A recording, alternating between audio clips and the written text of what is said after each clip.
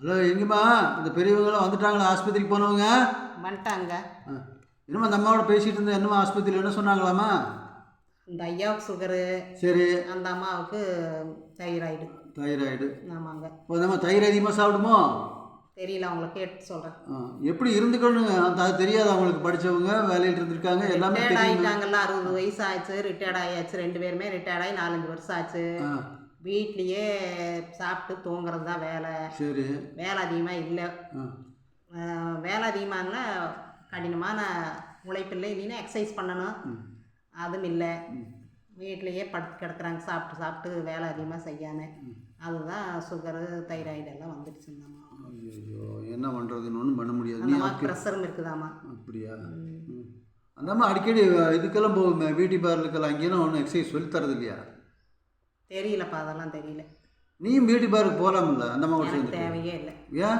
நான் அந்த மாதிரி போனதே இல்லை. பியூட்டி பார்லருக்கு போனதே இல்லையா? பியூட்டி பார்லருக்கு போனால் அழகாய்க்கலாண்டி. 60 வயசு பொம்பளை 30 வயசு பொம்பளை ஆயிரும். அழகு போகுது. இருக்கிற அளவுக்கு இருக்கிற அழகு வந்து மேக்கப் போட்டு அழகு வரவுன்ட்டு இல்லை, நம்ம உடம்பு வச்சுக்கிறது தான் இருக்கு. ஓ, அப்படியா? எக்ஸசைஸ் பண்ணலைன்னா நம்ம வீட்டு வேலையில் தினம் செய்கிறது. வாக்கிங் போகணும் காலையில். நம்ம தான் 2 பேர் போயிட்டு இருக்கோம்ல வாக்கிங் போகிறோம். ஆமாம். இப்போ நம்ம துணைக்கு நம்ம 2 பேர் பேசிட்டு போகிறோம். துணைக்கு நம்ம நாய்க்குட்டி வேறு புதுசாக வந்திருக்கு, அதை கூட்டிகிட்டு போகிறோம்ல. அதனால அதுலேயும் அழகு வந்துருக்குற. அதுதான் அழகு. நம்ம உடம்பு கரெக்டாக வச்சுக்கிறது இந்த மாதிரி தான். இதில் இருக்குது. நம்ம போய் பியூட்டி பார்லர் தேவையில்லை.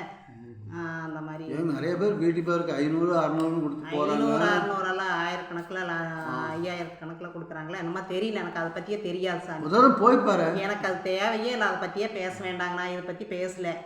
இப்போ வயசான பிறகு 60 வயசுக்கு மேலே அவங்க சொன்னது மட்டும் நான் சொல்கிறேன் உங்ககிட்ட. இதையே இதை போட்டு நீங்கள் பியூட்டி பார் அது சொல்லிகிட்டே இருக்கிறீங்க. எதை சொல்கிறதா வாய் இல்லாமல் வேணும்னு கொடுத்த வாய் சொல்லுது. அப்படியே அந்த வாயும் பேசக்கூடாது. 60 வயசுக்கு பிறகு வாயெல்லாம் நம்ம கட்டுப்படுத்தி வச்சுக்கணும். மனசையும் கட்டுப்படுத்தி வச்சுக்கணும், வாயும் கட்டுப்படுத்தி வச்சுக்கணும். எப்படின்னா அவங்களுக்கு தான் இப்போ சுகர் வந்திருக்குல்ல, அவர் எக்ஸசைஸ் பண்ண மாட்டார், வாக்கிங் போக மாட்டார். அந்த அம்மாவும் அதே மாதிரி. இப்போ போகிறதுனா அங்கே மகன் வீடு வீடு, அங்கே போனால் அங்கே 10 நாள் இருக்கா, இங்கே 10 நாள் இப்படியே சுற்றிட்டு வர்றாங்க ரவுண்டிங்கில். ஆனால் வந்து உடம்பு எப்படி வச்சுக்கணும் வைக்க மாட்டேங்கிற. சாப்பாடு கட்டுப்பாடு இல்லை, சாப்பிட்றது கட்டுப்பாடு இல்லை, எல்லாமே சாப்பிட்டுக்கிறாங்க. அதனால தான் இப்போ ஓவராகி இன்னைக்கு ரொம்ப மோசமாக இருக்கிறாரு.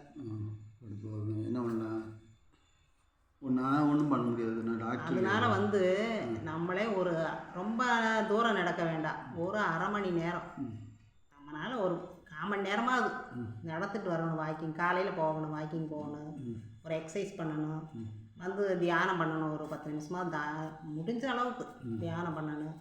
அதே மாதிரி அந்த மாதிரி எல்லாம் பண்ணிகிட்டு இருந்தாலும் நம்ம இதாக இருக்கும். அதுபோக நம்ம வீட்டு வேலையும் நம்ம கரெக்டாக செஞ்சு. சாப்பாடு 3 நேரம் சாப்பிடலாமா 2 நேரம் சாப்பிடலாமா? ஆயில் சேர்த்தாம அளவாக சாப்பிட்டா சரி. நல்லாவே சாப்பிடுங்க, ஒன்றும் பிரச்சனை இல்லை. ஆயில் சேர்த்தாம சாப்பிட்றோம். ஆயில் சேர்த்தாம சாப்பிடணும்.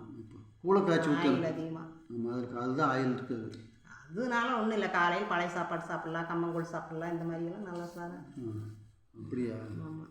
ஊற்று காய்ச்சி ஊற்று ஏதோ வேணாலும் குடிச்சுக்கோ, எனக்கு ஒன்றும் இல்லை. உங்களோட சொன்ன போகிறப்பா என்ன சொல்லுது? நானே இது என்ன சொல்கிறேன்னா, அவங்க அப்படியெல்லாம் வயசானவங்க இருக்கிறாங்க. நம்மளும் அந்த மாதிரி இல்லாமல் நம்ம நீட்டாக இருந்துக்கணும். வயசாகி போச்சே அப்படின்ட்டு நம்ம போய் முடங்கி படுத்துட்டு இருக்கக்கூடாது. நான் இப்போலாம் அதுக்கே கவலையே படுறது இல்லையே. வயசாகி போச்சுன்னா எப்பவுமே கவலைப்படுறது. நீங்கள் தான் எங்கேத்தான் இருக்கிறீங்களா? நான் கவலையே பட மாட்டேன் அந்த விஷயத்தில். கவலையே. ஆமாம், நீங்கள் வயசாகி போச்சுன்னு எப்பவுமே நினைக்கிறது இல்லையா? நடக்க சொல்றியா? 5 கிலோமீட்டர் நடப்பேன். அப்புறம் எதுக்கு எனக்கு வயசாகி சொல்றியா? 10 மணி நேரம் ஒவ்வொரு தடவை சொல்கிறீங்க. யாராவது கேட்டால் நம்மளுக்கு வயசாகி போச்சு அப்படி அந்த அப்படியே வயசில் ஆகி போச்சு. நான் யார்கிட்டையும் சொல்ல மாதிரி நான் செய்கிற வேலையை எப்பவும் செஞ்சுட்டு தான் இருக்கிறேன். நான் பாட்டுக்கு எழுந்திருப்பேன், நான் பாட்டுக்கு போவேன், நான் பாட்டுக்கு வருவேன். டிஃபன் 8 மணிக்கு ஆனானு 10 மணிக்கு ஆனானு கொடுக்குற நேரம் சாப்பிட்டுக்கோ, கொடுக்குற நேரம் சேர்ந்த மாதிரி கொடுக்குற நேரம் போய் காலையில் ஏதோ செய்கிறோம், ஹெல்த்தியாக சாப்பிட்றீங்க. எதுக்கு அதுக்கு மேலே என்ன போகுது? அந்த அளவுக்கு இருந்தால் போதும். அந்த அளவுக்கு இருந்தால் போதும். ஒரு சில விஷயங்கள என்னால் சொல்ல முடியல. சொல்லுங்கப்பா. ஒன்றும் சொல்ல முடியல. சொல்லுங்க, சொன்னாதான் தெரியும். என்ன சொல்லுங்க? சொன்னால் உனக்கு கோபம் வரும். ஒன்று கோபம் வரா. சொல்லுங்க. என்னத்தை போய் சொல்கிறது, சொல்லுங்க, சொன்னாதான் தெரியும். என்னத்தை சொல்கிறதுக்கே இப்படி முடியல. இருந்ததுன்னா நம்ம ஒன்றுமே பேச முடியாது. சொல்லணும்னா சொல்லிடணும் டக்குன்னு. அதே சொல்லிட்டு டைம் இல்லை. டைம் இல்லையா? சீக்கிரம் சொல்லுங்க. சீக்கிரமா கொஞ்சம் இந்த 7 மணிக்கு மேலே எல்லாம் கதவை பூட்டி வைக்கிறதெல்லாம் கொஞ்சம் எப்போ கொசு வருதல்ல, இப்போ குளிர்காலமாக இருக்குது, கொஞ்சம் கொசு வருது, அதிகமாக வருது, அதனால 6 மணிக்கு கதவை சாத்திடுறேன். கதவு சாத்துறதை பற்றி தப்பு இல்லை, பூட்டி வச்சிடுறீங்க. பூட்டி வைக்காம என்ன வருது, நீங்கள் வாழல கதவு நீக்கிட்டு ஓடிடுறீங்க. கதவு பார்த்தா திறந்து கிடக்குது, கேட் கதவு திறந்து கிடக்குது முன்னாடி. அதுக்காக பூட்டி வைக்கணுமா? ஆமாம். எனக்கு அந்த நேரம் தான் எங்கேயோ வெளி போகலாம் அப்படின்னு அப்படி ஒரு ரோல் நீங்கள் நான் 7 மணிக்கு மேலே டிவி பார்த்துட்டு இருப்பீங்க, பேசாமல் அது கதவுலாம் டிவி பார்த்து கண்ணு போயிடுச்சு. அது கண்ணு போகிறக்கு அதுக்கு நான் பிரச்சனை. 70 வயசுக்கு மேலே ஆச்சுப்போ உங்களுக்கு. இந்த அளவுக்கு வந்து கண்ணு கரெக்டாக தான் இத்தனை நாள் இருந்தது. நீங்கள் வந்து டிவி ஓவராக பார்ப்பீங்க. டிவி ஓவராக பார்ப்போம்னா பார்க்கறதுக்கு ஆசைப்படுறது இல்லை, அப்படி மாதிரி பூட்டி வச்சு. அதனால தான் என்னால தான் டிவி பார்த்து சொல்ல வேண்டாம். அதாவது என்னை வெளியே விடாமல் பூட்டி வச்சு என்னடா பண்ணுறதுன்னு சொல்லி ஒரு டென்ஷனில் இந்த டிவியை பார்த்து அப்படியே முடங்கிட்டேன். எனக்கு நம்ம அப்படி கண்ணு போச்சு. இன்னும் அடுத்து என்ன போகுது, கால் போகுதா கை போகுதான்னு எனக்கு தெரியல.